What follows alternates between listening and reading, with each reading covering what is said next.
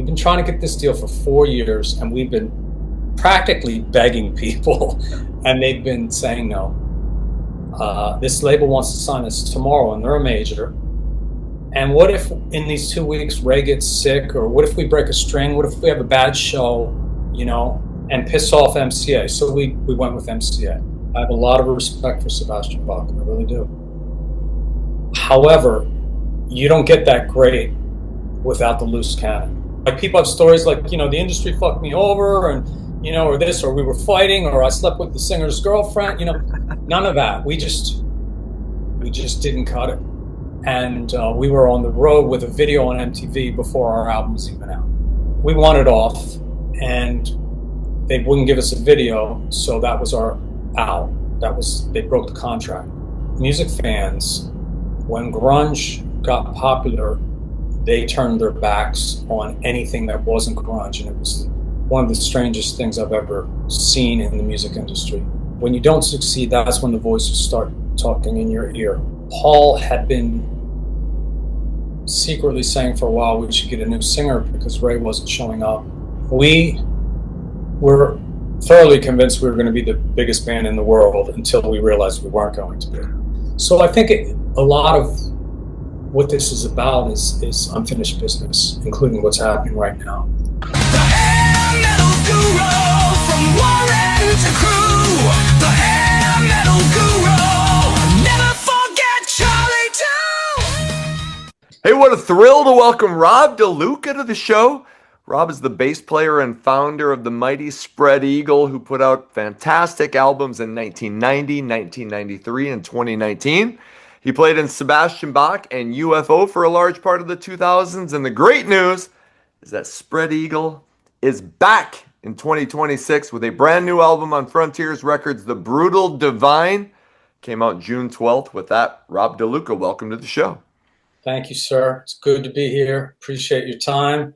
Hello, everyone. I had Ray on 6 months ago, and he was, we were talking about, hey, Spread Eagle's writing something new. I was like, let me know when it comes out. So anyway, I just got this five days ago, and I kid you not, this stands up with anything that you guys have done before. So it's been out for 3 weeks. So tell me, what's it like having a brand new album out there to promote? Well, obviously it's important. It gives us a chance to talk about our history, our shows, our touring.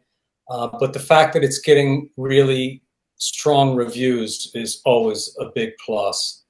And we really take a lot of care in making records, and we make them for ourselves, but we hope everyone likes them. So it's really nice when people do. And I think like talking to Ray, he was like, I'm not doing that scream that I used to do back in the day, but I think he's really settled into a comfort zone. Like, his voice sounds phenomenal, and there are riffs all over the place on this record that I've just fallen in love with. So I've been playing the hell. Anyway, I just wanted to acknowledge that I love what Ray is doing on this record as well. So thank you. One person wrote a comment on a video or something, and it wasn't mean or anything, but they're like, I'm not hearing the riffs yet. I'm like, are you listening to the same record I am? Because it's all riffs. Yeah. So riffs mean different things to different people, I guess. Yeah. So yeah. And I think some, like it used to be when you bought a CD, you sat and invested some time. You were like, hey, I spent $13 on this. I'm going to listen to it 5 times. What I encourage people to do, whether you stream this or buy the CD, is don't listen to it once and think, okay, I know what it's about. Remember back in the old day when you bought a record and you gave it 3 or 4 spins and you were like, wait a minute, I'm starting to understand it. That's what I feel like is happening to me with this record. It takes a couple spins, so. Yeah, there's a lot of little ear candy that really adds to things. And the more you listen to it, the more you'll hear. Absolutely. We hope it's also immediate, but then as you listen, like if you're looking at a painting, if I'm looking at a painting, I want to like it originally, and then when I look at it, I want to find even more I like about it. And I hope that that's the case with this. I think it is. Yes, and it sounded great right away. I just look back at some of my favorite records of all time. They weren't always like, okay, on first listen, you thought, wow, you know, with each successive listen, I find a couple more songs. I'm like, oh, okay. Anyway, so go check out the album. It's phenomenal. So, um, Thank you. Thank you. so I want to get into more about what's going to go on with the album, what you guys are going to do to promote it, and everything else that's going on with you. But like when do you discover that, you know what, music is going to be the direction I take in life? Pretty early, I'd say. I mean, I started playing late at 15, which is very late these days with because we didn't have YouTube and all that stuff to learn. Um, but pretty quickly, I realized I wanted to pursue it full time. And then the big decision came when I decided to sell my. I lived in a Wilmington, Delaware, which is a very small city. Um, and when I decided to sell my nice car and go to Berklee College of Music, that's when it was things really got a lot more serious for me. Was there a thing or a band or something that kind of like you remember being your trigger point? Like, holy shit, I need to get involved in this. Yeah, a band called Dead End Kids from New Jersey, Philly area. A lot of people don't know about them, and it's a crime. They they wrote originals, but they also played a lot of covers, which was the thing back in the day. Back then, you had your bands that were huge in certain areas, like you had Twisted. This is a little before my time, but you had Twisted Sister on Long Island, and then during my time, you had Kicks in the Baltimore area and Dead End Kids in Philly, Jersey, Wildwood, Jersey area, Delaware, and that was the band for me. They were miles beyond their years. They were so incredible. They were like Motley Crue before Motley Crue. I didn't start seeing them till about the 1979 or 1980, but they had been together for a few years at that point. I interviewed Reggie Wu from Heaven's Edge, and he was the first time I ever heard of this Dead End Kids. So after that interview, I was like, I got to go find out, because there's so many undiscovered bands. Anyway, I kind of went down a Dead End Kids rabbit hole for a while. So yeah, There's some live footage of them. There's not a lot of great stuff online, where right. about them, but there's some live footage. You can kind of get an idea of how incredible it was up close, and all that guitar spinning stuff, that like Cinderella, all those bands ripped it off from the Dead End Kids. Right. Dead End Kids are the originators of that whole spectacle. So to see that as a kid sneaking into a club underage, or in an all ages club, I was just like, so that was the band that did it for me. So when you go to Berklee College of Music, was it with the idea that like, hey, this is gonna help prepare me for bands, or what was your thinking when you did that? I didn't know. I was just a kid. That's a very young age in reality. But I knew I wanted to learn more about music to be able to make those informed decisions. Okay. So I was playing guitar when I started, and so I was playing guitar, and I had a guitar teacher, and he said, I can get a guy into Berklee. I got a guy into Berklee through this method. It'll take you a year to go through the whole method, but then you'll have all the mechanics of sending them an audition tape that will probably get you accepted, because I just did it with someone, and it just like he said, exactly how he said, it worked. Okay, FYI, this is Charlie. Hello. What's his name? And she's a golden retriever, but They're very Charlie, needy. They're female. very needy. Oh, very needy, very needy. Yeah. So what were the first? I know of the band Bang, and I'm going to ask you about that. Were there any bands before that you got started playing shows in? No, that was. I did some cover gigs as a kid in Delaware with bands that had zero following, pretty much, Right. just me and my friends. Yeah. But that was the first band that was packing clubs. So tell me how that band came together, and like you said, you're packing clubs. Like, when do you kind of realize, like, damn, we got something here? Well, it was a hot time in the '80s, for bands in clubs. So a lot of people were going out.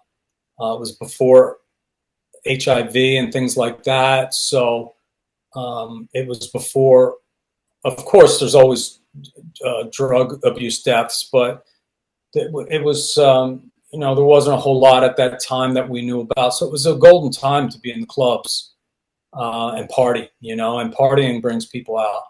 So to be honest, it wasn't a very good band, in all honesty, and I'm not just being like modest. However, it was Paul DiBartolo, Tommy Gallo, and I, which were the core guys in Spread Eagle until, of course, with Ray West, but we hadn't met Ray West. So it was an important band because it was the makings of Spread Eagle and going in a rougher direction and forming Spread Eagle and getting a singer that, we showcased for every label. We would fly them to Boston. Berkeley is in Boston, so we were living in Boston. We were traveling to the Cat Club in Manhattan to showcase. We did that probably 3 or 4 times. We played for every label, and almost all of them said, we like the band, we don't like the singer. Okay. So, when we got Ray, it came together in 3 months. Well, with Bang, you won this MTV Basement Tapes Award with a song called Summertime.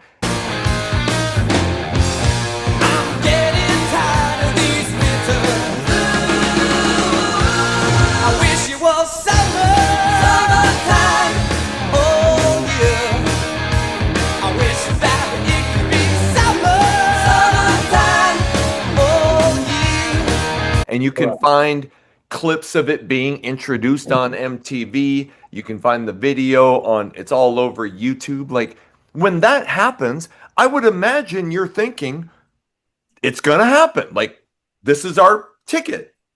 Yeah, and it brought a lot of A&R people from record labels to see us, but they all said the same thing. Okay. It was really, the hype was incredible, but to be honest, it just wasn't good enough.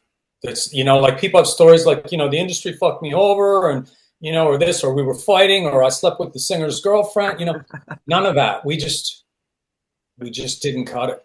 We just didn't cut it. However, it laid some seeds. It planted some seeds, and they were very important seeds to our careers. When you moved, was there hard feelings with the old singer when you moved on, you three, to go on to form Spread Eagle?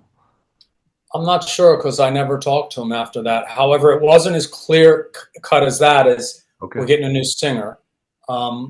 Things were back. Okay, I'll set the scene. Back then, it was before indie labels were a big thing. They were around, but they were much smaller because they weren't a thing much. They weren't much of a thing yet. When alternative music started to break, and a lot of those bands came from indie labels, that's when indie labels started to carry more of an aura of being something important. The time I'm talking about, pre-Spread Eagle, it was all about getting a major label deal. And every label had said no to us, and probably a bunch of indies also. They passed on the band. So there was a, falling off period where it was just losing its excitement. We had a really disastrous gig in Kenmore Square, Boston, where our the guitar amp went down, and Paul quit. But it had been coming for a few months. Okay. And Paul quit. He was the guitar player, and he was the main engine. He was older than us, and he was definitely the main engine of the band. And we really looked up to him. I still do. And so he quit, and he moved to New York.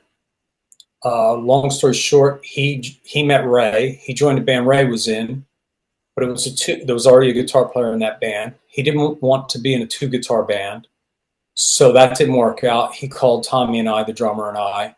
We moved to New York, and the rest is not history. Because history is still being written. What we wished was history. Right.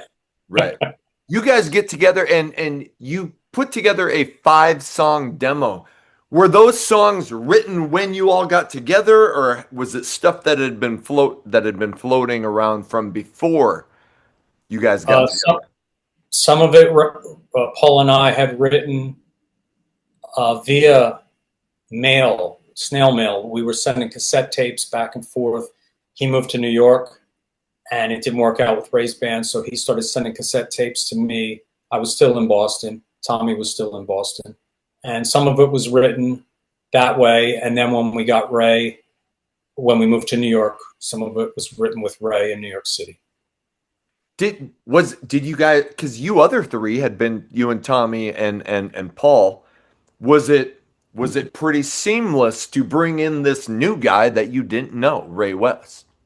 I mean, there's always questions about it, you know, like it's odd to come in to have a new guy in your band, and especially if it's the face of your band, even more so.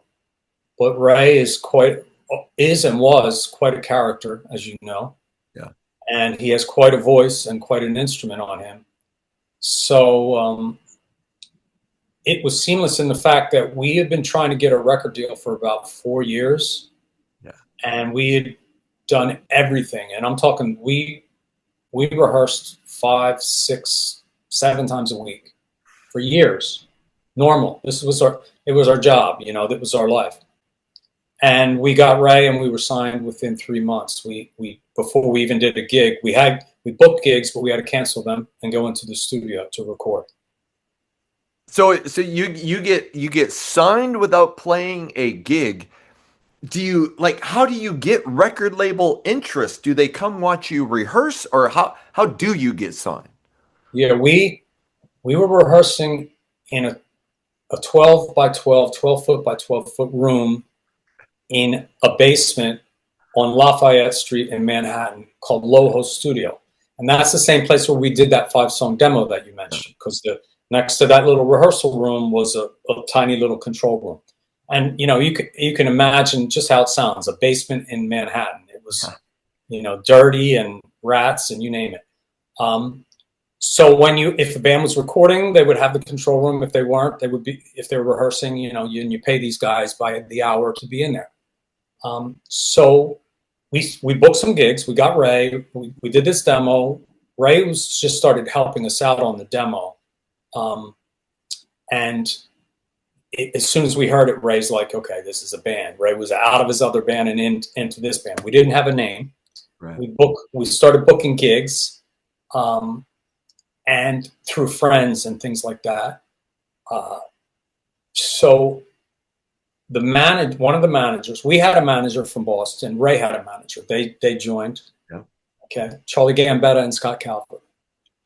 Charlie knew a lot of people in the industry, and he invited them down to see us rehearse to kind of fast track us to get this still elusive record deal that we've been trying years to get. And Ray will give you his whole other perspective on how he had been chasing record deals, but it's all the same, all of us and all our friends, it's all the same. We're all chasing record deals because to be signed to a major was how you succeeded back then. So one of our managers, Charlie Gambetta, was living in Manhattan. He was connected to the scene. He knew a lot of people at labels, and he started inviting people down to see us rehearse to get some advice to fast track us to get a record deal. The first label, I believe, was a part of RCA, one of the RCA smaller labels, and they liked it, and they wanted to see us again, I believe. The second label was MCA, Universal, and as soon as we stopped playing, probably 5 songs, those 5 songs, they said, we want to sign you tomorrow. And we couldn't believe it because we had been trying so hard for 4 years, and now we didn't even I don't think we had a name. I think that's a little vague because we needed a name to get gigs. We had maybe just picked a name because we needed them to get gigs. And we couldn't think of one. And the other manager said, well, you got this song, Spread Eagle. How about that? And all the good names were taken. So we took that. So we got done playing our 5 songs in this basement. And they said, we want to sign you tomorrow. And it just blew our minds. Like, it was shocking. So then, just to finish this thought, we had Sony come down, which was also kind of scheduled to come down and see us that week. They said they wanted to sign us also. Then we were in that studio every day. We rehearsed every day. Then people started cold calling the studio because it's a small world, even New York City, it's a small circle. Yeah. And people like, we hear there's a band Spread Eagle, A&M calling, like all these labels calling, we want to come down and see them, So the other serious label was Sony, and the other one that we were really serious about, and they were really serious about us. But they were going in 2 days, they were going on their yearly retreat to Texas, company-wide retreat where it's basically a vacation. Some bands play, everyone gets drunk, eats really good, and they stay there for a few days. So they wanted to put us up in like a showcase facility, like SIR, Studio Instrument Rentals, or something like that in Manhattan, where you go in and you do these type of things. And as soon as, because they were going away and with the booking, as soon as they could do that was like 2 weeks away. And we're thinking, we've been trying to get this deal for 4 years and we've been practically begging people and they've been saying no. This label wants to sign us tomorrow and they're a major. And what if in these 2 weeks Ray gets sick, or what if we break a string? What if we have a bad show, and piss off MCA? So we went with MCA. In hindsight, Right. you know what happened with that. But Right. at the time, it seemed like the best move. And maybe even with all that I just said, maybe it was the best move. Right. It didn't turn out well, but Right. I've never asked this question before, but after doing 100 and whatever of these, you hear so many people who later on say, "Oh, our record contract was horrible." Do you feel like you understood your record deal? And do you feel like, obviously we know MCA didn't really promote the albums, we'll get into that, but do you feel like it was a good deal that you signed? Did you understand it?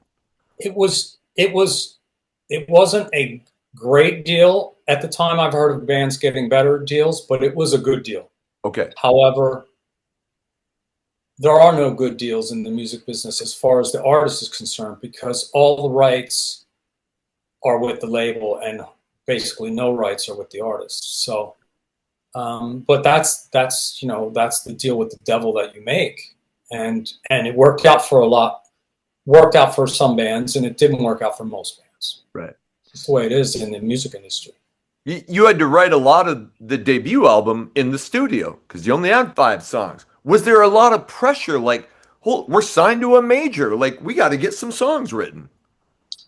No more pressure than usual. We worked, like I said, we rehearsed 5 to 7 days a week for years at this point, and we continued on that path until we got on tour. Basically, until the second album, we continued on that path of how determined and hardworking we were. So yes, it was pressure, but it was normal pressure, and we just knew that we were going to be heard. We knew that we were going to finally be heard. Your manager, Charlie Gambetta, produced the record.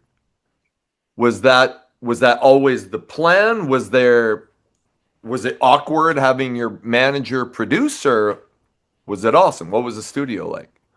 It was the way it was supposed to be, because he produced the demo also, the 5-song demo that you mentioned. And then we went into the Record Plant studio, which is a famous studio in Midtown. AC/DC, Aerosmith, Ted Nugent, Cheap Trick, all the biggies recorded there. Yes, and we were actually the last band to record there because they were going out of business. Okay. So there was also a time squeeze on getting in there.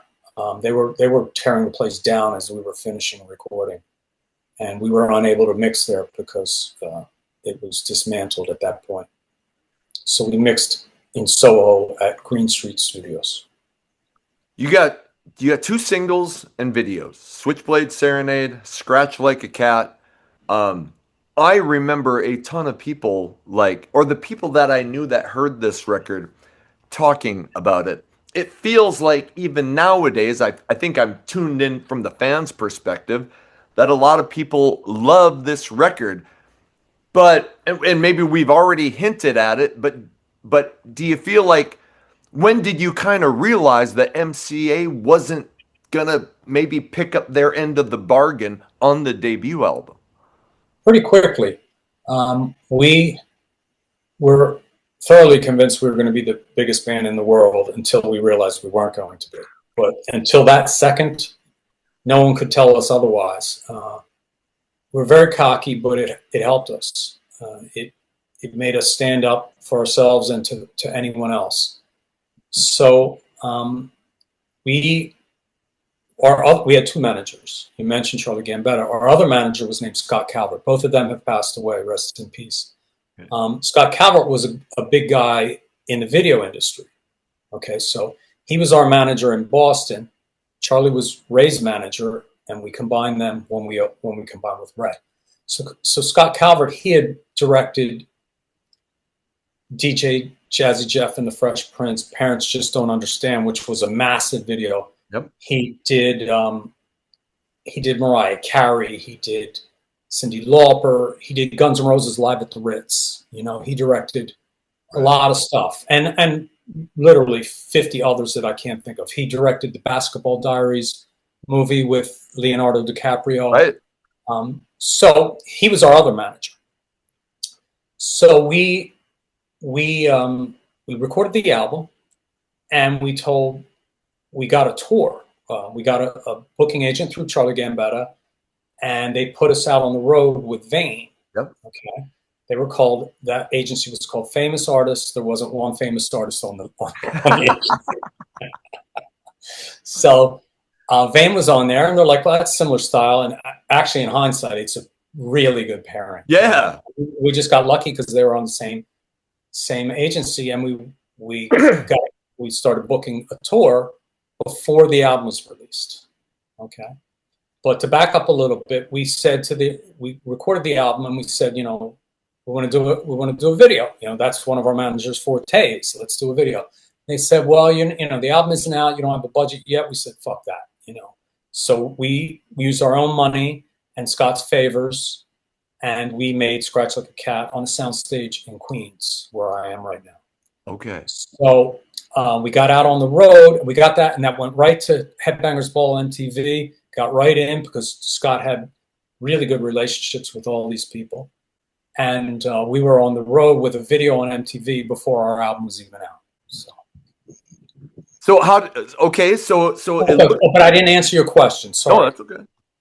So to answer your question, so then we're out on the road with Vane. That didn't work out because we were so cocky. Everyone was so cocky. And then we went out. So we're touring the country. We got a bus, and after only about like a couple months of being out, they said, boys, come back home and make another record. And we're like, what? It was still the summer. The record came out in May. It might have been July. We're like, what? We're going to be the biggest band in the world. What are you talking about? We haven't gone to Europe yet. We haven't done anything. We're still going to book more tours. And that's when it hit me, to answer your question, that, okay, this label, it took Guns N' Roses a year to break their album. Yes. And at this point, it was about 2 months. So I think our album came out in later May. Right. So it could have been 6 weeks to 2 months at this point. And we're like, so it started to hit us then. You haven't even started touring in 6 weeks or 2 months. No, we were on tour that whole time. No, but I mean, yeah, and the big tour would go for a year, maybe, Yeah. I mean, so, okay, so they tell you to come off the road. Do you come off the road right away? I mean, we don't right away, but again, we were in a major label game at that point, where major labels dictate your success or failure. And so if they were telling us this and we were trying to play nice, we knew we could fight it the best we could in a professional, respectful way, but they were going to get their way. Because I thought, and I could be wrong, I thought I remembered Ray saying that they pulled the tour support and that you guys kind of kept going for a little while longer, but maybe I'm thinking of the second record. I remember we kept going for a little while longer. Okay. That's true. Okay. I don't remember there ever being tour support, but that's only because I'm not in the know. So that could have been the case. That was a Charlie Gambetta question that he may have been dealing with at the because he was dealing with the finances. But yes, we did keep going for a little while longer, and but we didn't go out to the West Coast anymore on that first album. So we were just doing little runs up to New England, down to Florida, and to the Midwest. I remember. What happened with Vane? I mean, I heard you said we were cocky. Did you get thrown off the tour, or how long did it go? And when do you remember going, oh shit, I guess that didn't work out? It didn't take long. I'm not sure, but maybe I don't know. I'm going to say 3 to 4 weeks. Okay. We were getting a great reaction, so we weren't going to, we weren't going to take shit from anyone, and we were very, very. We believed in ourselves, and we're good friends with Vane now, Right. But at the time, it was war.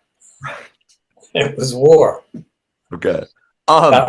When you're out to take over the world, as cheesy as this might sound, but I'm telling you honestly how this band operated.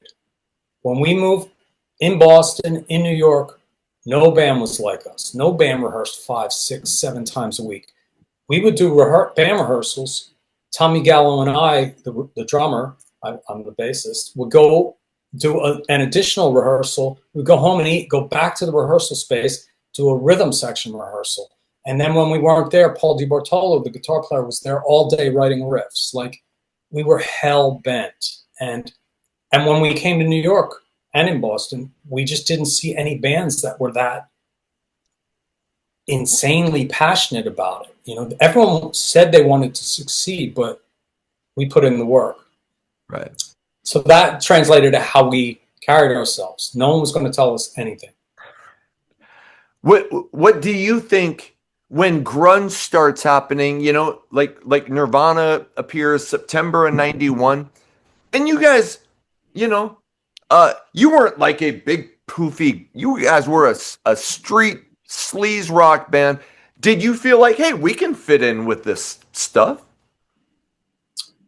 I'm not sure, because the world was telling us we couldn't. We were being labeled as what is now known as hair metal, which that term hadn't been invented. Right. I don't even think 80s metal was invented yet, because we're talking 1990. That term, I don't think that term was invented yet. So I don't know what it was called, but it was immediately old. And whatever that world was immediately old and tired. But before I go on, to illustrate what you were just saying, when we were, our first few shows with a tour bus started in the Pacific Northwest, and we befriended Alice in Chains, and they loved the band, and they would come out to shows and hang out. They played us their debut album before it had vocals on it. So, and vocals, think of an album without vocals. It defines what the genre is. You can go, you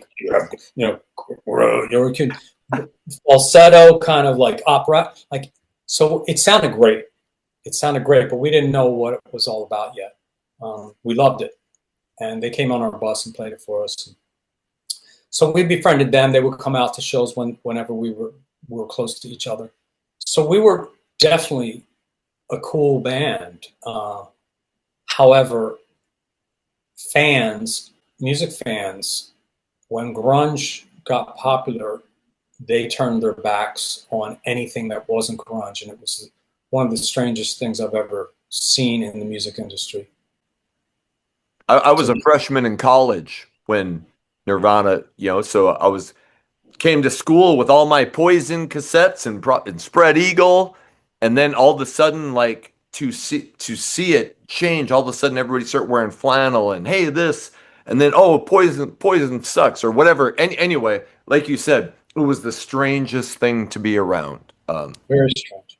And you know, there's great music in every genre, and there's good music in every genre, and there's horrible music in every genre. So great and good music is great and good. Like, so why would you like that literally yesterday, and today it's the worst thing you've ever heard? It was that. It Yeah. was like turning off a light switch. Uh, I saw an interview where you said you played bass on a recording with Sebastian when he was still in Skid Row, and I don't know when this would have been, but I just had to like, or do you remember when that would have happened? I was still in Spread Eagle, so it was like 92, 93, 94, right in there. Yep.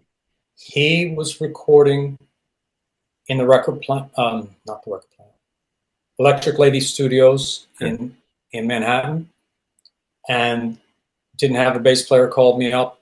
You know, that's right across town from me. So I went over and laid down some bass tracks over the next few days. And this was something he was doing while he was in Skid Row. So they did not want him to release it because, you know, they didn't want him to leave Skid Row.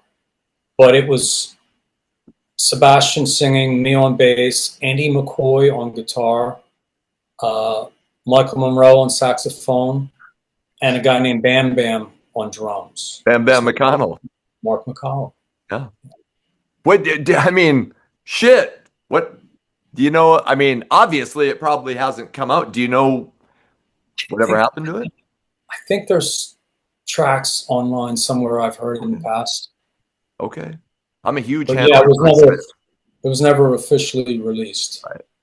Okay. That sounds badass.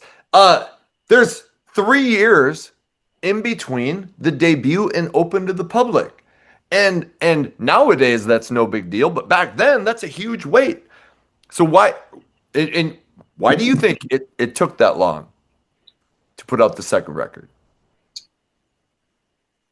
Well,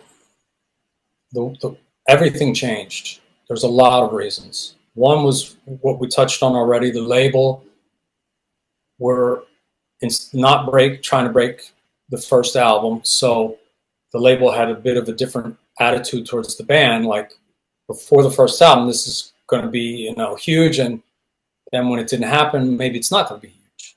Right. So our relationship with the label changed. Tommy Gallo, our drummer, was coming and going in the band, Yep. being fired and quitting, both of those things. And drugs crept in, and grunge. So that's 4 major things. And 5, we had 0 money. And I guess that relates to the first thing of the label. If they're not behind you, there's not going to be money coming in. So except for recording budget. So it was tough times. It was really, really tough times. And another factor why it took so long is I think that's when you don't succeed, that's when the voices start talking in your ear, whether they're your own or other people's. And a lot of voices started talking in Paul DiBartolo's ear and the label and Charlie of what was big at the time. What was the few things that were left over from our era, which had just ended, you know, last night, Right. were things like hair ballads, you know, the big sappy ballads. Yep. And so, and grunge, you know, grunge was coming in. So we wrote all these ballads for the second album. We didn't even use them all, but the fact that we were writing so many ballads for the second album, it just showed the band was searching instead of knowing who it was. And in hindsight, we were fully realized on that first album. I mean, we're trying to get back to that now. So that's a testament to how spot on it was. but the manager was talking in Paul's ear, the label was talking in Charlie's ear. You know, we need big ballads, or we need this or that. You know.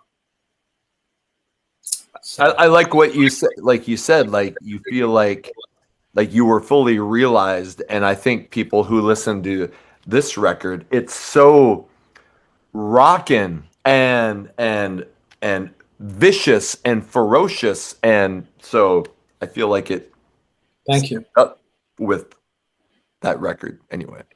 thank you. We're trying to get back to the egg, and it's a process, because if you're truly an honest artist, you write what is in you, and that first album is always in us. We're still those people, but we're more than that.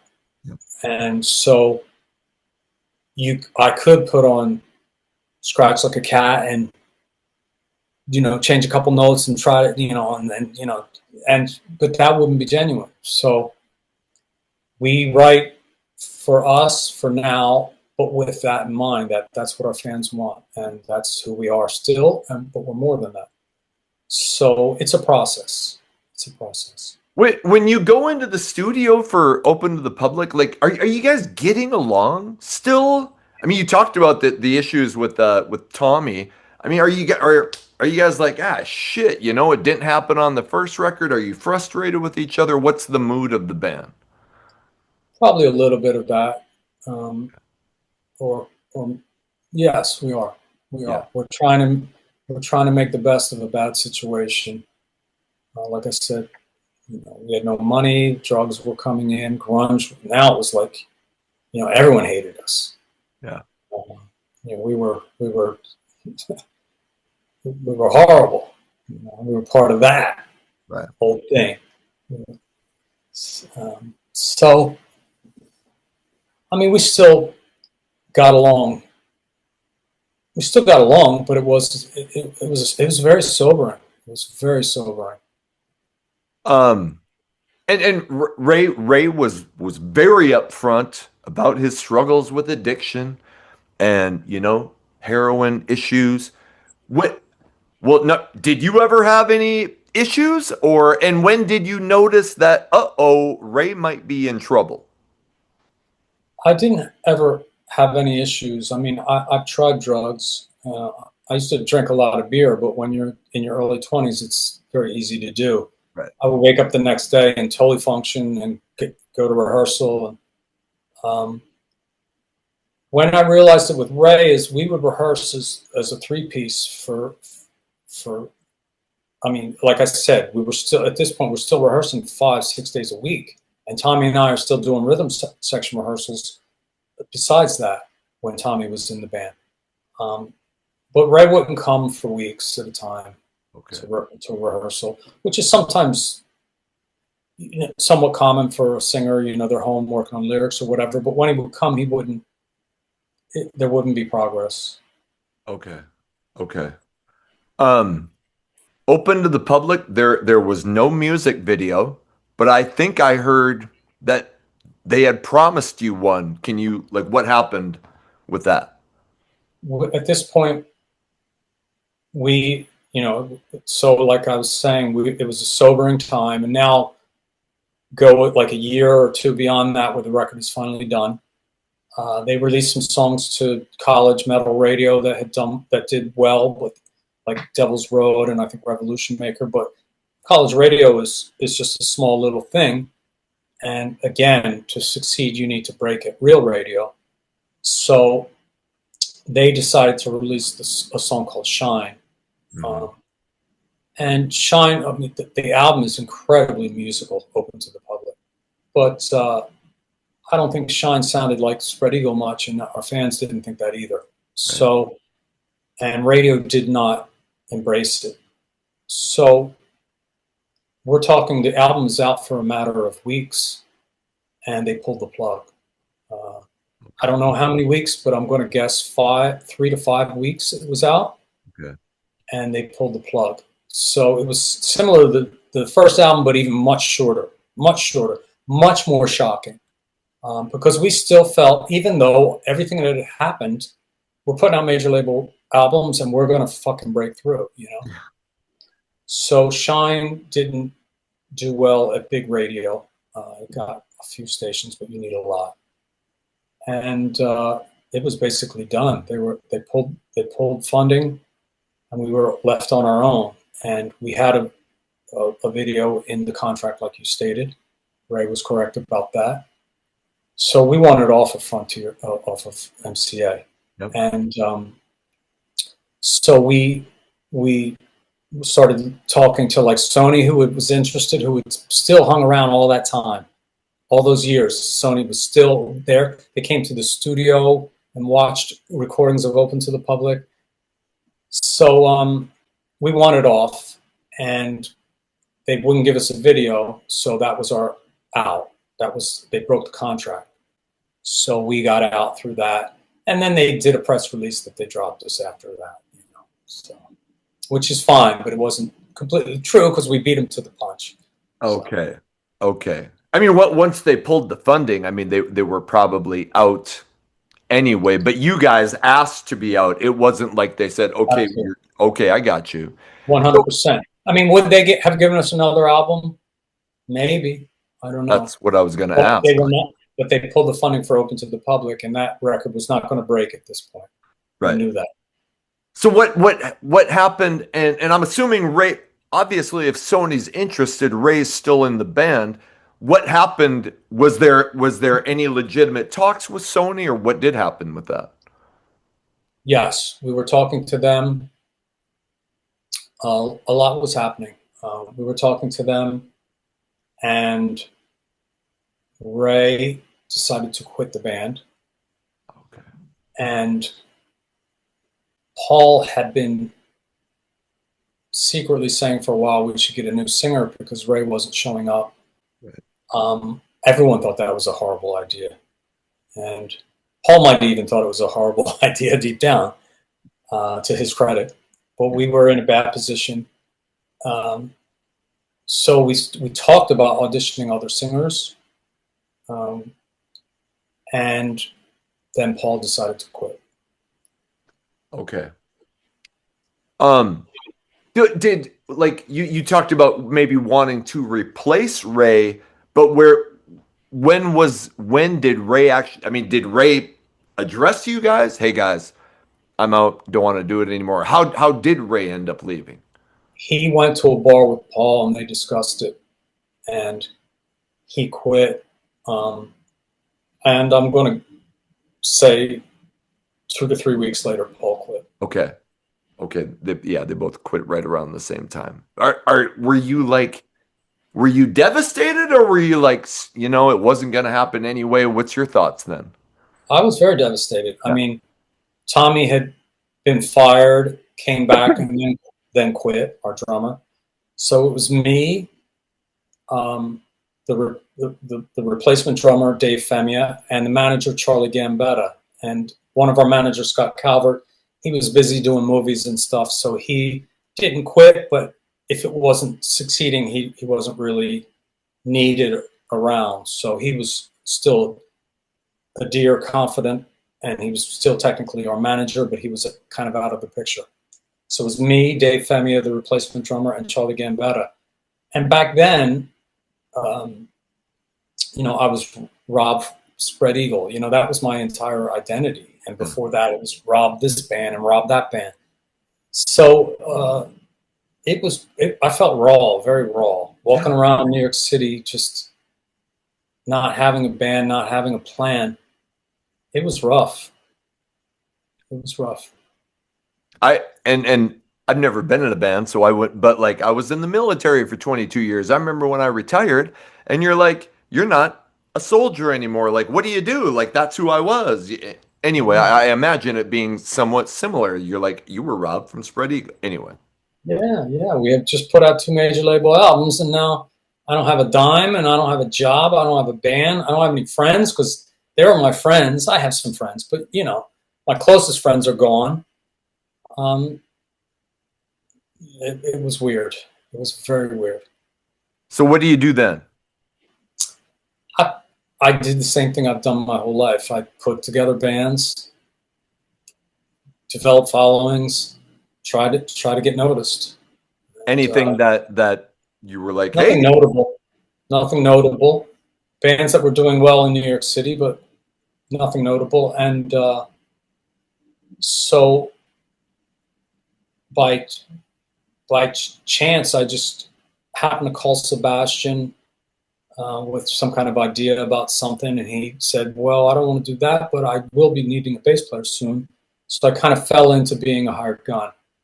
And okay, that led to Lynch, which no, first was Joan Jett, which led to then was Bach. Bach led to Lynch. Lynch led to Helmet, led to UFO, etc. what? How did or how long were you in Joan Jett or playing with Joan Jett? Not long. I was just like a in between guy. Okay. We did USA, we did Puerto Rico, just did a handful of gigs. Okay. Now, if I understand right, and this is just because I watched a bunch of your interviews to make sure I knew everything I needed to know. I thought I heard in '04 you joined Lynch. Were you apprehensive about joining somebody who was associated with '80s rock? No, because I think at that point I'd had 10 years away from it, Okay. and that sting of it, or that stink is a better word, was kind of gone. Okay. Yeah.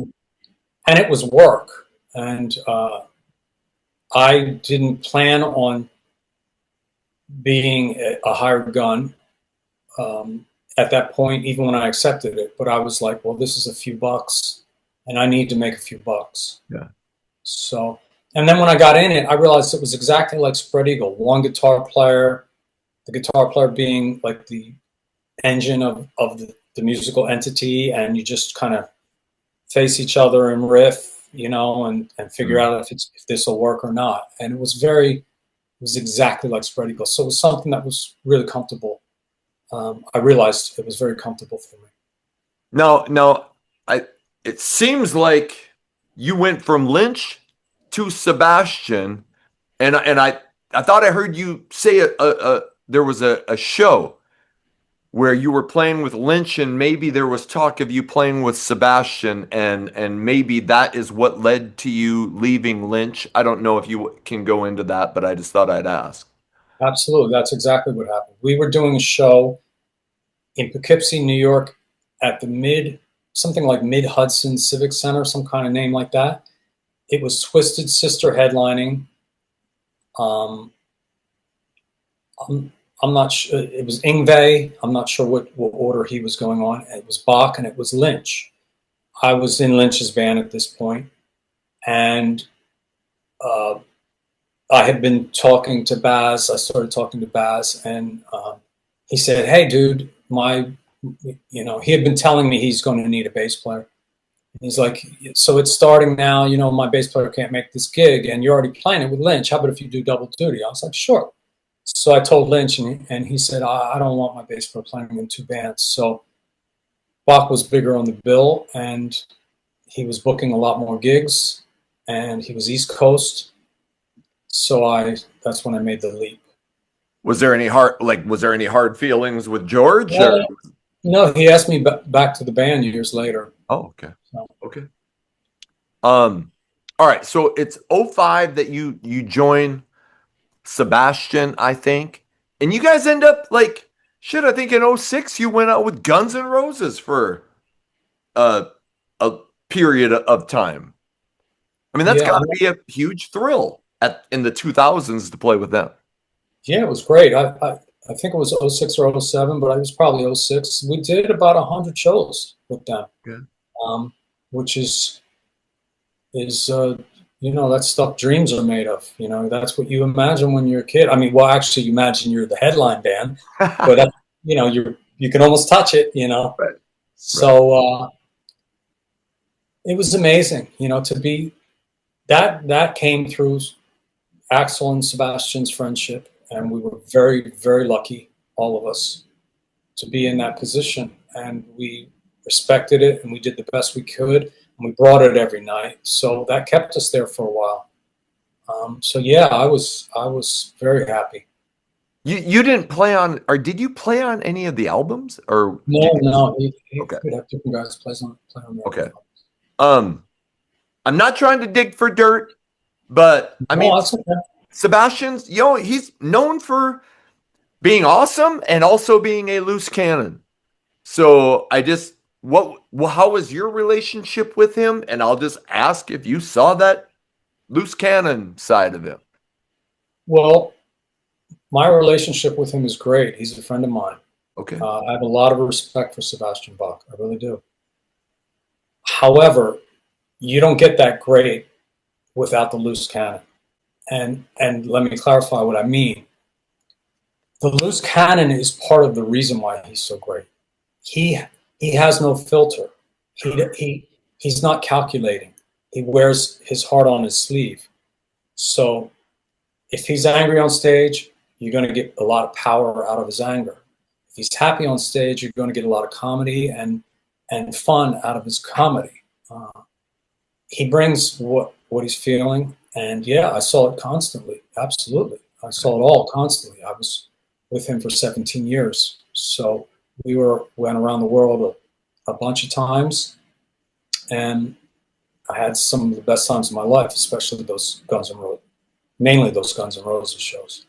So is it around 2022, 23 that you have stopped playing with him?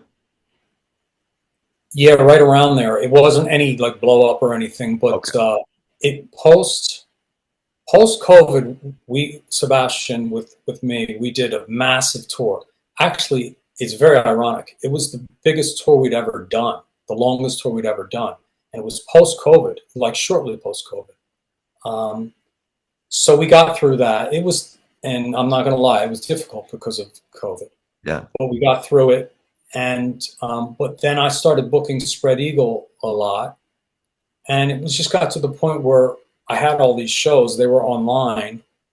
I was promoting them online. These shows with Spread Eagle, and he started booking shows. They were at the same time, so it was never even like a discussion. It was like I was obviously working, Right. and Baz was a fan of Spread Eagle. That's how I know him, Right. and so I think he realized and realizes how important it is to me, Spread Eagle, Right. because the band you come up in, that's where you get your identity and your instincts. Okay. And then and by the way, this is awesome. I appreciate all the detail you're going into. It's the Is it, Sebastian. is it too much detail? I can shorten anything if you No, want. shoot. Oh, I always tell I like the long answer. I'll take the long answer anytime you want to give it. So I mean, there's if you look at it, I've had a remarkable career, and there's a lot there to talk about. So hell yes. it's a little Um, bit. It can be a little bit long-winded, but no, it happened. I don't know if you know Stevie Rochelle, but I had him on for 3 hours and 56 minutes. So I've talked to him once or twice online, but I've never met him. yeah, yeah. So big supporter. Promotes the scene. So really good guy. Anyway, um, it's the Sebastian gig that gets you to UFO in 2008, Yeah, right? right. So how does that happen? That you end up joining UFO in place of Pete Way, a living legend, or back then living. Sorry. um, well, Bumblefoot was playing in Guns N' Roses Yep. for for pretty much all the years that we toured with them, and he's a good friend of Vinnie Moore's. So UFO were just having a hard time finding just a solid bass player who's cool, who gets it, who doesn't try to do something different than what is needed, and instinctually loves what is needed. So Bumblefoot recommended me to Vinny, and I didn't even have to audition, which is amazing. Like, it's a testament to Bumblefoot's testimony. So when you joined that band, and you'd already been with Sebastian, who's an established entity, but I mean, UFO is a legendary 70s band, 80s band, a legendary band, period. Was it difficult joining a band that had been around for that long? Did you feel like you were welcomed in? Well, at this point, I had so much experience with all the bands we've just discussed Yep. that I had my shit pretty tight. I knew what I was doing. I knew how to play solid. I knew how to sing. I knew how to show up with a good attitude on time. Um, it was definitely different uh, than anything I had done because there was keyboards involved and it was a bigger name. And the bass position were bigger shoes to fill than anything I had filled. No disrespect to Rachel Bolan, but they were big shoes, and so the audience had more of a preconception. They had more of a they were a little more opinionated in what they wanted. But I don't know if you've seen any online stuff, but they really welcomed me, and but that was more difficult. Like, who's this new guy, replacing Pete Way? This young kid. But it worked out well because of Bumblefoot knew that I was the guy that for what they were looking for, and I got Vinnie Moore's email through a friend, and my brother-in-law was friends with Vinnie Moore, so there was all these little things going on Right. that got me in.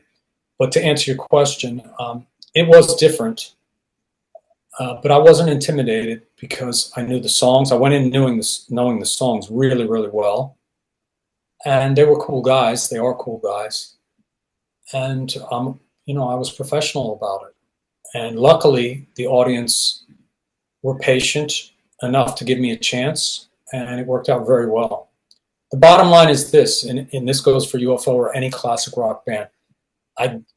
We all get when you want the original members, but when it's a matter of you get nothing or you get these other players, that's the choice. And you don't have to go see that show. You just choose. No, I'd rather not, or I'll go see him with these other guys. Vinnie Moore saved that band because Vinnie, like me, is very professional and his reputation is very intact. So him joining the band gave the band stability again, that they could rebuild their legacy. What was Pete? Was it addiction issues, or I can't remember what was the issue with Pete, because he was obviously still around then when you come in 08. The exact issue was he couldn't get his visa from his history of all the things he had done. Did you talk? Travel. Okay. Did you talk to him? Was he like supportive of you, or maybe you guys didn't have that kind of conversation? I never met him until just shaking his hand for a minute once at Sweden Rock many years later, towards the end of UFO. Okay. Just before he died. Right. And how was your relationship with Phil Mogg over those years? Great.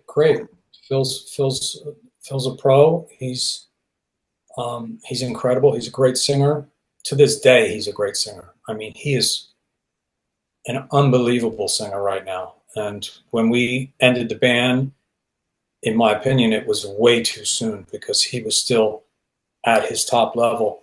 Everyone was. So, but he's the steward and the owner of UFO, along with Andy Parker, and he makes the decisions, and we all respect that. And he just did a solo album, which great. But if he still wants to do music, why not do UFO? And I'm not saying I'm a UFO expert, but what did lead to him saying, "All right, UFO is done"? In your opinion? Well, he said it was our last orders tour. Last orders meaning your last order at the bar. Yep. We were on that tour, and he had decided that it was the end. And during that tour, the keyboard player, rhythm guitarist Paul Raymond died. Yep. He had a heart attack and died just a few days after the end of a little leg, and we had more shows coming. But we were at the end of a leg. He went home in England, and he passed away, unfortunately. And then Phil decided to finish the tour, and the band got back Neil Carter, who was the guy that replaced Paul Raymond in the 80s. So he's still a big favorite of fans. He's in the family already for many years. So the fans loved it. They were sad that Paul had passed away and that he was gone, but they loved Neil. So we went back out on the road to finish this. Still, it was the Last Orders tour. But then Phil had a heart attack. And he had to have stents. Yeah, and he had to have stents put in. Again, we weren't on the road at that minute, but we were, like on a break or something. Yep. And he had stents put in his heart, which I don't really know all the details, but I imagine that it could have been a good thing because his heart was not working well, and now it is. So hopefully it was a good thing, and he lives a lot, a long life. Yeah. So sometimes those things happen, for good. So, but we were on the Last Orders tour, and he was home, nursing his health, and he just decided to just end it. Okay, but you felt like it could have, like UFO could have kept going after he recovered, of course. Yeah. Okay. Yeah. I knew most of this. I did not know about this project called Of Earth that you did. You put out an album in 2010, an album in 2013. What can you tell me about that? Have you listened to it at all? I have not. I have not. Of Earth is something that is not functioning at the moment. Right. It's a band I put together with some friends in New York City to do something completely different. And it's slow 70s moody prog. Okay. Not always slow, but it's like a Pink Floyd kind of thing. Okay. But ironically, that band Of Earth has a song, and now here it is, June of 2026. We have a song called On the News in a movie called 5 Pounds of Pressure that is the number 4 movie on Netflix this week. So I'm writing that down right now. Of Earth on the News, and what Netflix show is it on? It's a movie on Netflix called 5 Pounds of Pressure. Okay. We have a song in the soundtrack. Wow. Along with Paul DiBartolo, who did some of the soundtrack work, original guitar player of Spread Eagle. Yep. He has a song in it. He goes by the name Sal. Yep. Salvador Poe now. Yeah. Yeah, I wrote that down. But Of Earth is fantastically beautiful music. It sounds, when you hear it, it sounds like soundtrack music. It has vocals and it's songs. And you're singing, right? I sing and play bass. And it's very songy, but when you hear it, you're like, it's like this should be in movies. Okay. And now it is. I'm just that kind of guy. Like I hear that and I'm like, ooh, I got to go listen to that. I just heard about it, like getting ready for this interview. So that's why I hadn't listened to it yet, but okay. A couple songs, and I hadn't listened to this in a long time because the band's been on hiatus for a long time. But I listened to a couple songs the other night. So if anyone wants to listen to it, Of Earth, it's on Bandcamp. Okay. 2 songs to pull up right away are Queen of the Apocalypse and Heart of the Hard Drive. Listen to those 2 songs, you will realize how great this band is. And to give another plug, this movie, 5 Pounds of Pressure, which just came out, it's directed by Phil Olaco, who was the guitar player in a band called Law and Order. Do you remember them? I have that CD. There you go. Yeah. He's the director and writer of this movie. Okay. Wow. Damn. So it's all a New York City connection. The movie's about New York City. And it's really good. Check it out. It's on Netflix right now. It was number 4 yesterday. 5 pounds of pressure. Yeah. Okay. Okay. And you put out 2 records, right? You put out one in 2010, one in 2013.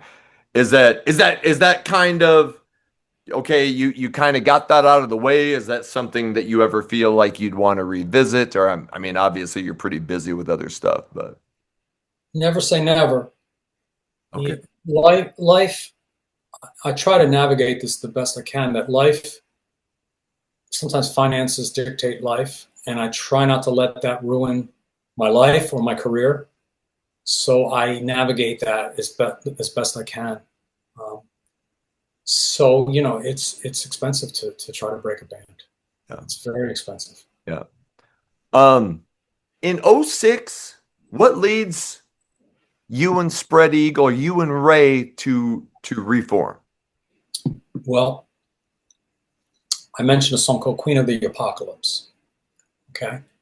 I managed a bar in New York City called the Apocalypse Lounge. And I was working there. I bartended and managed.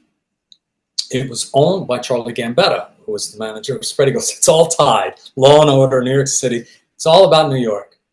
So I had a customer who always came in and sat at the bar and drank nonstop. His name was Dave Harrington. He was the manager of Green Street Studios in Soho, New York City, where we mixed the debut album. So I had a history with him, and he was a friend and one of the biggest Spread Eagle fans. And for years, he would come in and say, "You got to get Spread Eagle back together. You got to." And I was like, I was doing like, crazy music because I wanted to grow and stretch out, and alternative and all kinds of stuff I was doing. But it was always heavy. It was usually heavy, not always. So he would come in, I felt ad nauseum and go on about Spread Eagle, and I was just like, "Dave, I love you, but." So one time he snuck up into the DJ booth and he put on a song, and I'm bartending, and he turned it really loud. All the music was loud there, but it's like fucking blasting. Right. And I'm like, "Oh my God, this is powerful. This is so powerful. What is this? I have to get this. What is this?" And as it kept going on, I realized it was Spread Eagle, Broken City. I realized at that moment I needed to call Ray and ask him if he wanted to put it back together. And Ray was going through all his stuff that was parallel to my life in New York City. He had his parallel life in New York City, and it was time. So he agreed, and we did it. Was he apprehensive at all, or was he like, "Yeah, let's go"? He was, "Yeah, let's go," because we had 10 years off. Yeah. So, like I said, the stink was long gone. Right. And so, it was time, and we put it back together. It took us a long time to find the members that made it sound like Spread Eagle again, but we were functioning, and we were back on the path. Were you apprehensive at all about, he'd had all those addiction issues, and obviously he's great, but like when you first get back to him, are you like, I don't, is he going to be okay? I probably should have been, but I don't think I was. I just, I heard that song. I mean it, that song, it took me over. I was like, I haven't heard a band this good in so long. I'm putting this back together. And it was similar when I took with each step, like UFO was always on the road with support acts. Bach was always on the road with support acts. Often there were buy-ons, but we had all these bands that were supposedly up and coming that were very good. And I was like, a lot of times I'd be like, Spread Eagle was better than this. Spread Eagle was better than this. And it wasn't being cocky. It was just like, I have to see the world through my eyes. And, Spread Eagle was a big part of how I see music, heavy music. And so it kept being reaffirmed since this incident in the DJ booth of like, we were better than these bands. Why did we not get our just due? So I think a lot of what this is about is unfinished business, including what's happening right now, for both Ray and I. Do you ever I want to ask this the right way and be respectful about it, but do you ever like look back and go, damn it, it should have happened for us. I mean, I don't, I'm probably asking that wrong, but It should have happened, but I'm not sitting here going, "You woe is me." right. You know, like things happen for a reason. I have a wonderful life. Yep. I have a wonderful relationship. I've had a wonderful career that is ongoing. But we're not. If we were the only band that ever happened to, I might be a little more pissed off. But Right. there's so many bands that are fantastic that just never happened. So and to put things in perspective, you know, like if I had $1 for every time someone said this sounds like Slave to the Grind, you know, or debut album, it came out a year before Slave to the Grind. Right. You know? Right. It did. But it's okay. It's okay. And I just like, I always feel bad. Like I always told people the reason I started doing this 3 years ago, in 10 days, it'll be the 3-year anniversary of doing this channel. Well, thank you. But it was like, well, I want to talk about the bands that didn't really, you know, the ones that I love that didn't make it, like the Skid Rows or the Guns N' Roses. Anyway, Spread Eagle's and we're going to get to the new album because I'm so glad that you guys are doing, but you reform in 2006. In 2019, you put out the third Spread Eagle record. Before we talk about that, like what does, because obviously you're doing UFO, you're doing Sebastian Bach. What does happen over those years once you guys say, all right, we're going to give this another run? The truth of the matter is, it's still not getting its just due during those years. Yeah. I'm working something that I had always, this is a conversation I had with Phil Laco from Law & Order and 5 Pounds of Pressure. I had always been that band guy. When I told you I had no band, I felt lost. I was always Rob Spread Eagle, Rob of Earth, you know? I was always that guy. That's my identity in New York City. So people be like, oh, Rob of Earth, you know, Rob Spread Eagle, you know, what's up? How you doing? So that's who I was. And that's that. I've never changed from that. It's kind of how I identify who I am. So, however, I didn't, and the conversation I had with Phil Laco was like, sometimes you don't see where your success is going to come from. So I was always a band guy, putting together bands, doing showcases, trying to get, you know, and I happened into playing bass in other people's bands, you know, Lynch, Bach, you know, those other bands I mentioned. I didn't want to be a session player. I didn't want to be in a band where I wasn't the guy who had played on those records or formed the band. It went deeper than playing on the records. I wanted to be the guy that formed the band. That's what I wanted to be in, and that's who I wanted to be. But I didn't choose it, and it started to really do well. I was, not because I'm so great, but because I'm solid and cool. That's how you get gigs. And I'm honest, and I show up and knowing the material. So because of my demeanor of being cool, I could always keep working. And it was hard to, Spread Eagle were doing sporadic gigs, but it was hard to confirm gigs when tours would pop up and I would have to take them, these other, you know, these tours. So to answer your question though, we finally got a band that sounded like Spread Eagle, with Rick DeLuca on drums, my cousin. Your cousin. And a guitar player named Ziv Shalev. So finally, it had that, it wasn't exactly like Spread Eagle, but it was in the realm of me accepting it. Before that, we played with lots of cool people who were great musicians, some uncool people who were great musicians, but it didn't sound like Spread Eagle. And we were just going through the process. of getting it to be Spread Eagle again. So with Ziv Shalev, it sounded like Spread Eagle again. We started getting a little more attention. We got asked to go tour Europe and UK. Small tour, maybe, I don't even know how many shows. I'm going to say 5 to 7. Yep. Small tour. Yep. But enough to get us over there and not lose money, make a couple bucks. And so we did that. When we got home, then we were getting more attention, and Frontiers contacted me. Okay. Still, though, however, Ziv Shalev was he was totally in it at that moment, but then he started to have kids, and we still weren't full on functioning band live. We were doing gigs, but we still weren't full on. But then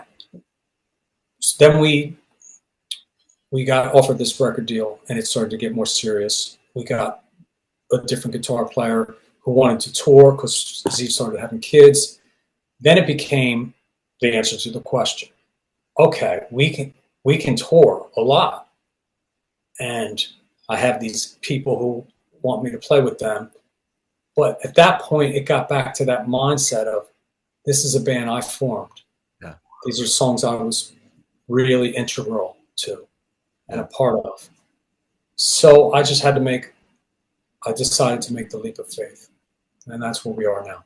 Okay. So you get that deal with Frontiers, and, however many years, 30, whatever, a lot of years from 1993, you put out Subway to the Stars, the third album. And what's it like making that album after all those years away with Ray? Tell me about that album. Working with Ray is a dream. He's, I think, because of all the hell he went through back in the day. I think, I'm not going to speak for him, but I feel like he was forced to do something amazing, to sing like that with basically a cattle prodder or a taser. I guess it had to happen that way. I wasn't the guy with the taser. I was not producing those albums. I'm producing the new ones. But I think Ray looks back on it that way. However, in all fairness, he created something that was truly historic in my eyes, especially that first album. So, but now I don't produce like that. I just let him sing the way he wants because he's great, and we work together very, very, very well. And there is, I dare say, no drama in the recording studio now. And that first album was all drama. Yeah. Not that we didn't all love each other, but they rode Ray really hard, really hard. I mean, it traumatized him. However, he created a piece of art that was really lasting. When I interviewed him, and not that I'm so big psychological, but he seemed like a guy who had been through hell and back and was like, okay, I'm satisfied and comfortable with who I am now in that interview. So, and that's how the demeanor in the studio now. We know what he's capable of, so he brings it. We have fun.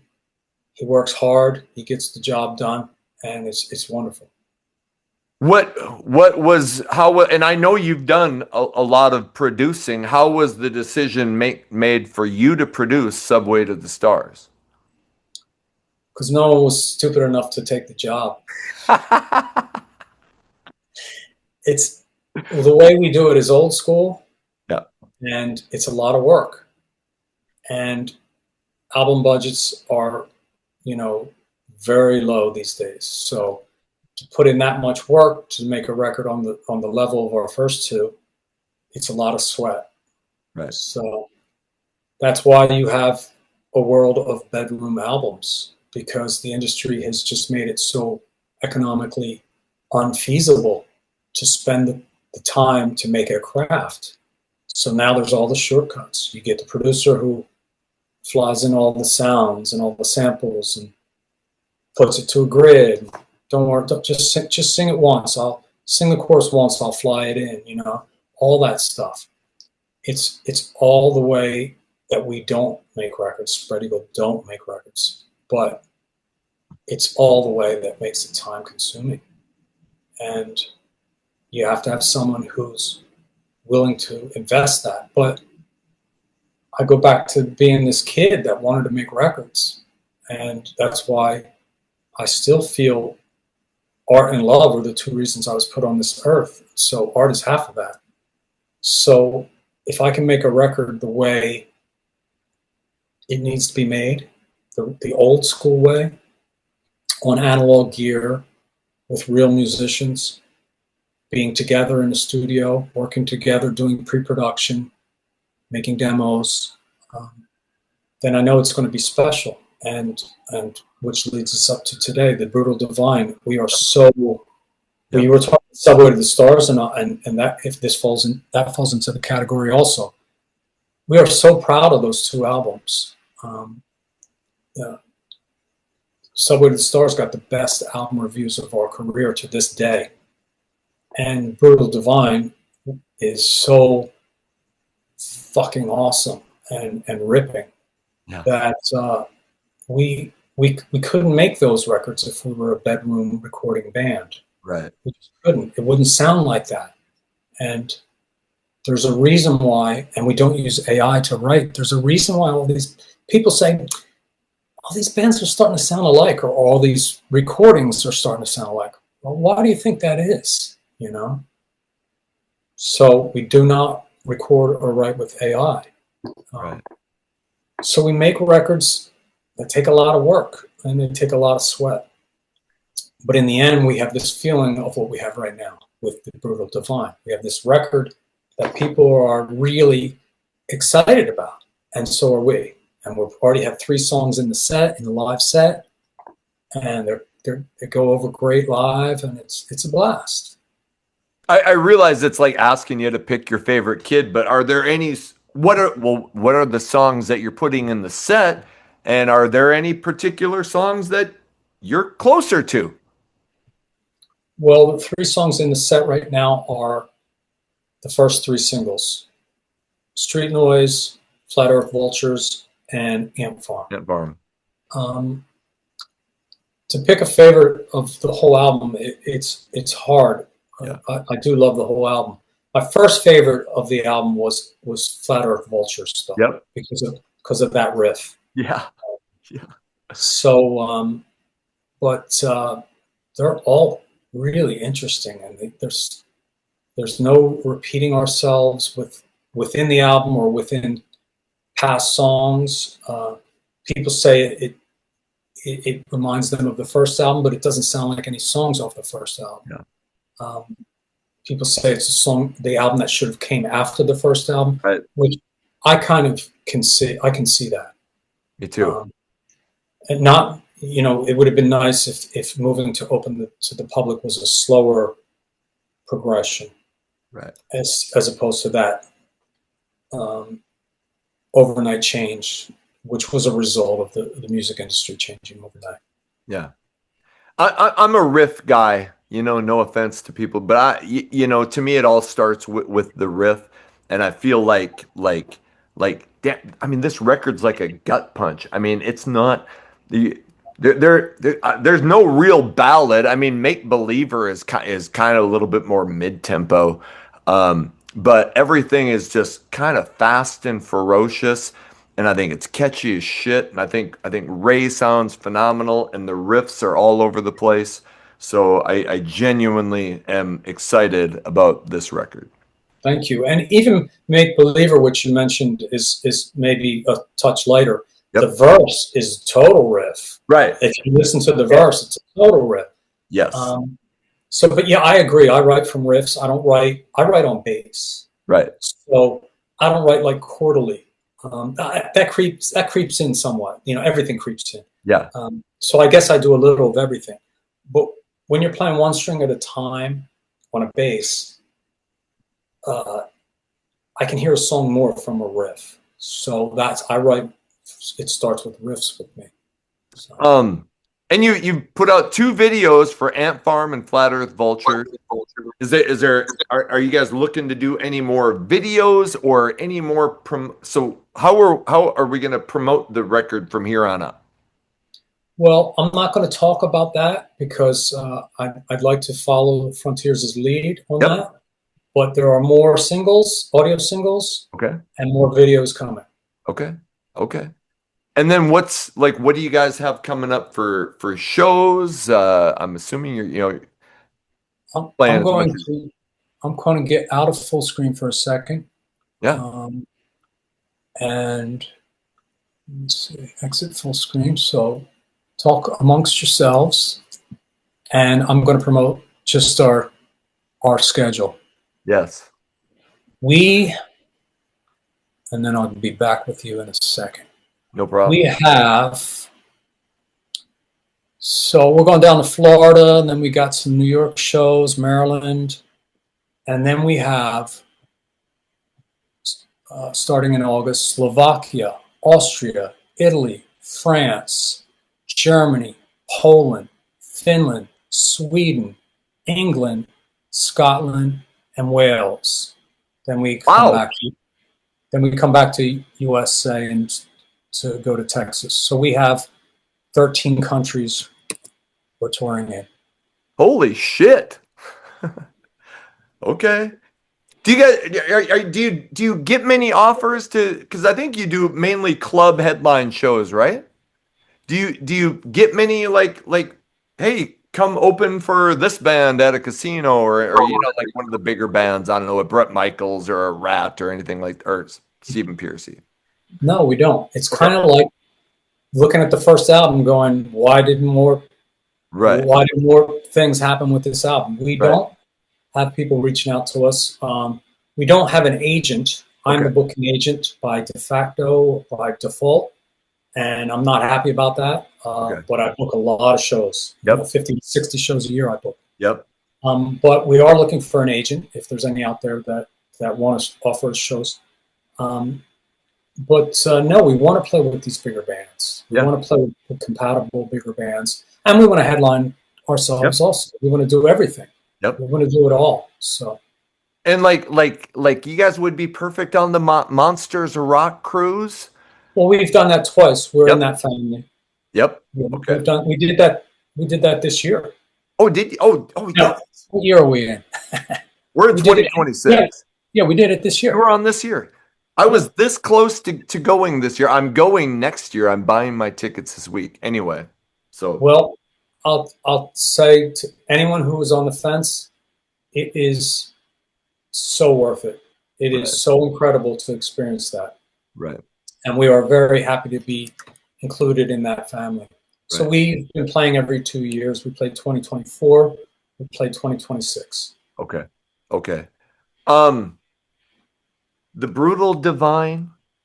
Go check this out. I have the CD. I'm sure it's on streaming, but I'm sure buying this. I'm still a CD guy, so I like physical media.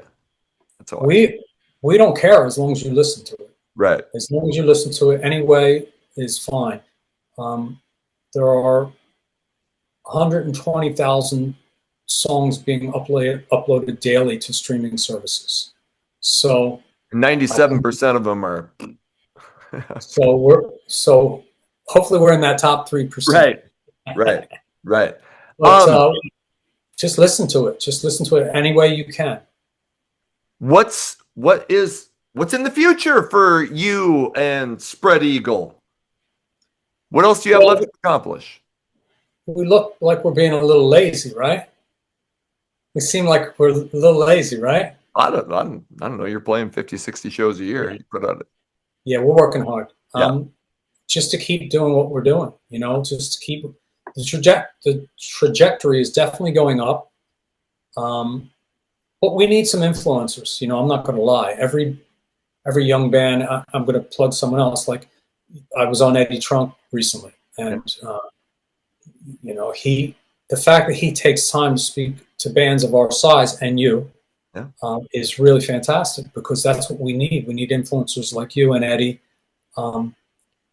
We need to break out of the level we're at and we need some mainstream help. Even if we don't go completely mainstream, Right. We need some people from the mainstream to notice us. Okay. Well, for hopefully this does something, because we're going to get the word out to as many people as possible. Thank you, Anthony. Thank you. And like I said, I'm going to start playing the singles on Rock 101 KLOL every Saturday night from 6 to 8 Central Time. So check that out. What are Tommy Gallo and Paul DiBartolo doing these days, if I can ask, or if you Yeah. if you know? Yeah, I'm still good friends with both of them. I'm friends with everyone because I call it like it is, and I'm honest. So, but Paul is a very interesting story. Paul changed his name a long time ago, 20 years or so, or more, to Salvador Poe, and he is a yogi in India. And I'm not making that up. Holy shit! Okay. That guy who blazes those solos from New Jersey, the heavy metal guy from New Jersey, is now a yogi in India. Tommy Gallo still plays drums. He lives in Massachusetts, and he still plays out in bands. And whenever we play up there, I make sure to have a little time to see him, and it's wonderful when I do. Okay. Okay. Where are the best places to keep up with you? I mean, I'm sure, or Spread Eagle has Facebook. I know what are the places that you would like to promote? Like, hey, this is where you should be checking out for stuff that's happening with us. Well, anywhere. We don't care as long as you're in tune with the band. Do not just type in Spread Eagle though, Yeah, because you will find other things than the band.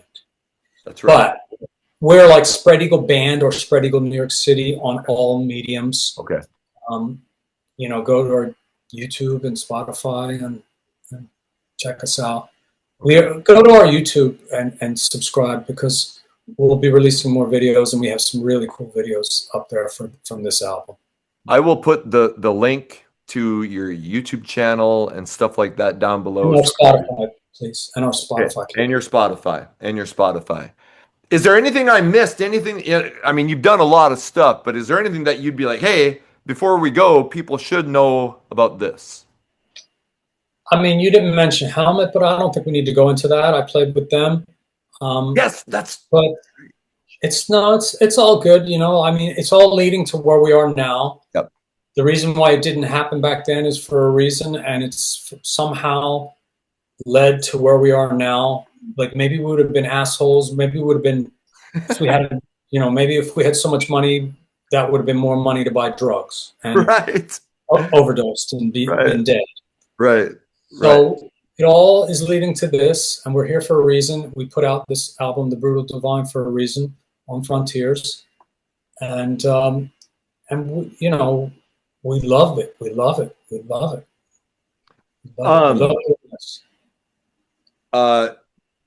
You have had such an amazing career, and you're like one of the most laid back guys I think I've ever interviewed. Yeah. You're very well spoken. Like, you almost come off like a college professor in a way. I mean, just thank you. I paid attention in high school English. High school English teachers, by the way, I don't know if you know this, are very, very influential. Right. I told him that I used to teach high school English, so maybe that's. Yeah. And I'm not making a joke, actually. High school English is very important. Right. It was to me. Right. But thank you for saying that. I appreciate it. But, well, I'm a thinker. Yeah. By nature. Yeah. And I like lyrics. Yeah. And I like storytelling. And I love rock and roll, man. I love rock and roll more than most people. And anyone can say that, but when you do it every day for 30, 40 years, you're proving it. And Ray West is the same. Ray West and I are two people who have something to say in the art field of rock and roll, and we are saying it. And that's with this album and the next album that we put out, and the last album also. We are saying it. We're spokespeople for it. Well, you're invited back on any time you have something you want to promote. Give Ray my best. He was a fantastic interview when I had him on 6 months ago. Everybody go check out The Brutal Divine. Rob DeLuca, thank you so much for coming on the show. Thank you, Anthony. Pleasure to be here.